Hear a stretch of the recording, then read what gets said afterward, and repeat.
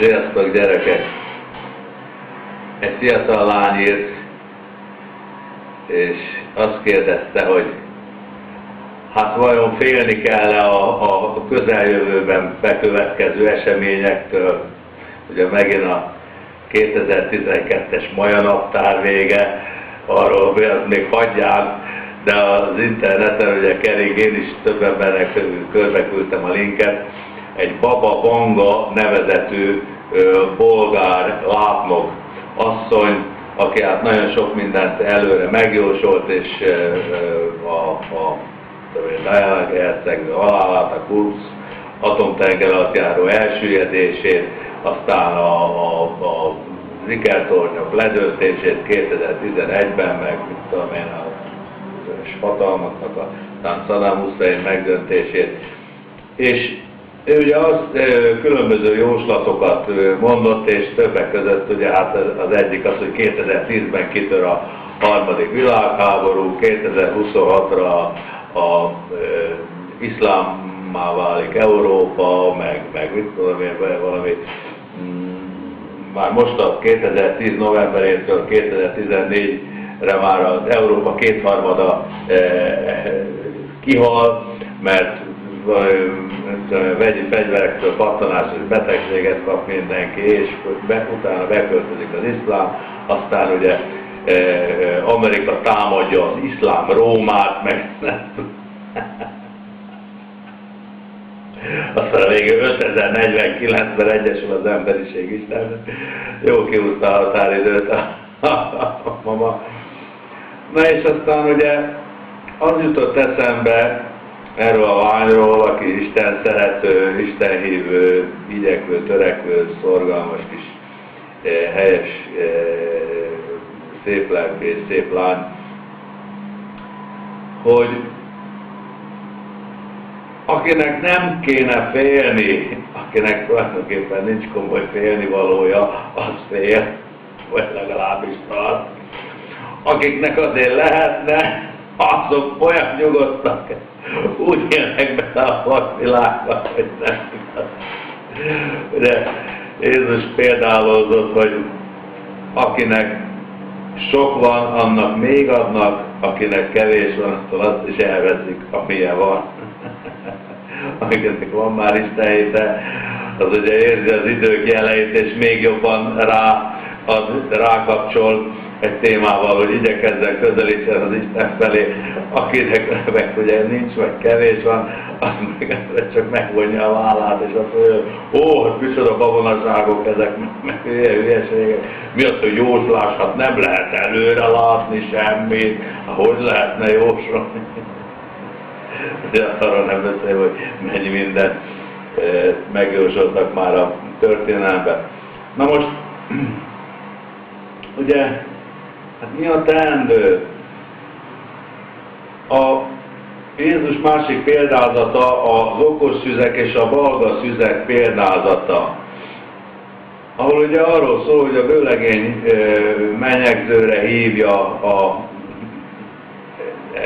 embereket, azaz Isten a vele való egyesülésre hív minket, és ugye hát az emberek töltögetnek az olajukba lámpást, aztán elalszanak, és fölébrednek, és ugye az okos szüzek azok fogják a lámpást, és indulnak a mennyegzőre, és azt tudnak világítani, tehát ők fölkészültek az Istennel való egyesülésre. A balga szüzek meg, hát mi elfelejtettünk tölteni bele, és akkor azt mondják az okos szüzeknek, hogy adjatok nekünk is, hogy nekünk is legyen, és az okos szüzek azt mondják, hogy nem, menjetek a boltba és vásároljatok. És az ember itt egy kicsit azt gondolná, hogy de szívtelenek. És az okos szüzek azt mondják, nem adunk nektek, mert akkor lehet, hogy nekünk se lesz elég, és akkor aztán senkinek se lesz elég lámpása. És akkor sokáig gondolkoztam rajta, és nem értettem, hogy de miért? Hát ez lehet egyfajta példakép, hogy irigyek, és akkor ők oda mennek, és a szegények, meg, akik meg ugye nem volt nekik, hát azok lemaradtak, hát hol itt az együttérzés, a sajnálat. És aztán ugye rájöttem ennek az egész példabeszédnek a kulcsára, hogy itt nem irigységről van szó, itt nem azt sugalmaz az egész, hogy irigynek kell lenni, nem kell adni másnak, de hogy is nem kell adni bőven. Itt arról van szó, hogy menjetek a boltba, vásároljátok meg, mindennek meg kell fizetni az árát, nem lehet az Isten hitet átpumpálni. Akár mekkora hitem van, én azt nem tudom egy ilyen injekcióval leszívni a fejemből, és azt mondani, hogy gyere ide, és puff, áttöltöm. Az Isten gyermeket mindenkinek meg kell szülni, meg kell élelni magában.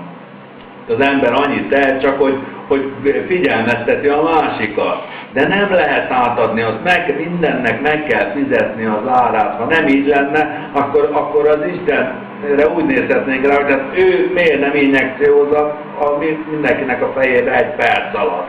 És mi az, hogy az egyiknek lehet, a másiknak nem. Tehát az igazságtalanság lenne. Mindenkinek mindenért meg kell fizetni az árát. És gyerekek, nem kér olyan sokat, itt nincsenek, minimum követelmények vannak Jézus tanításában. Ugye azt mondja, hogy keressétek előbb az Isten országát, és a többi megadatik néktek. Két úrnak nem szolgálhatsz, vagy a mammonnak szolgálsz, vagy Istennek szolgálsz. Ezek olyan félelmetesen hangzanak, de tulajdonképpen itt csak prioritásokról van ám szó, gyerekek. Itt nem arról van szó, hogy na én most itt elvágom a torkomat, és kivégzem önmagamat, és jaj, én az Istennek szolgálja, alárendelem magam, meg bele tudnak magyarázni mindenfélét. És arról se van szó, hogy itt most egy hatalmas nagy választás van az ördög és Isten között, a mammon, ugye, ami az anyagvilág, és az Isten, a szellemvilág között, hanem arról van szó, hogy nekem valamerre mennem kell. Most két felé nem tudok egyszerre menni, két úrnak nem szolgálhatsz, erről szól Jézusnak a beszéde.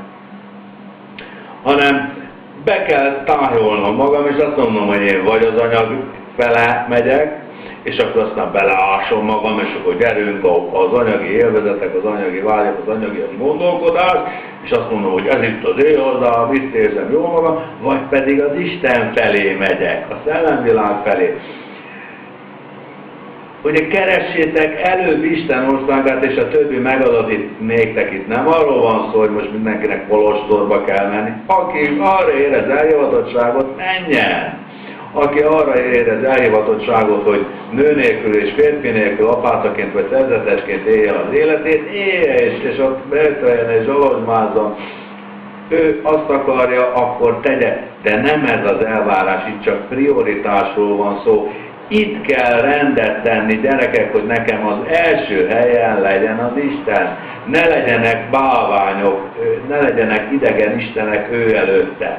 Se a pénz, se a hatalom, se az ego, se a testvérem, se az anyám, se a férjem, se a feleségem, se a gyermekem, hanem az Isten a legfontosabb, az a legelső, és aztán nem kell nekem a többiről lemondanom. Attól én még ehetek jókat, attól én még megölelhetem a kedvesemet, attól én még lehet gyermekem, attól én nekem még lehetnek szüleim, akivel jó kapcsolataim lehet. De a legelső az Isten kell, hogy legyen, és akkor én már ráültem a vonatomra, és akkor már útban vagyok az Isten felé. És nézzétek meg, gyerekek, hogy mindenki a pályaudvaron szaladgál, mint póka falon, ideges, de amint megtalálta a vonatát, akkor fölül kipakolja a sercegő zsírpapírt, elővette a rántott húst, meg a zsömlét, meg az uborkát, és elkezdeni, főképp a vidékiek, valószínűleg, ugye régen ez egy tipikus jelenet, hogy föltettek a vonatra, mindenki egyből elkezdett tenni, mert megkönnyebbült, mert megnyugodott. Tehát hatalmas nagy könnyebbséget nyer azáltal az ember, hogy már bevettem az irányt, én már vonaton vagyok, akkor majd valamikor oda fogok érni. És Isten felé fog közeledni, és meg fogom őt találni. Gyerekek, Én azt mondom nektek, ne kóvályogjatok ott a pályaudvaron, hanem kérdezzétek meg az eligazítót, hogy hol a vonatotok, aztán üljetek föl rá és utazzatok. Sziasztok! Hello!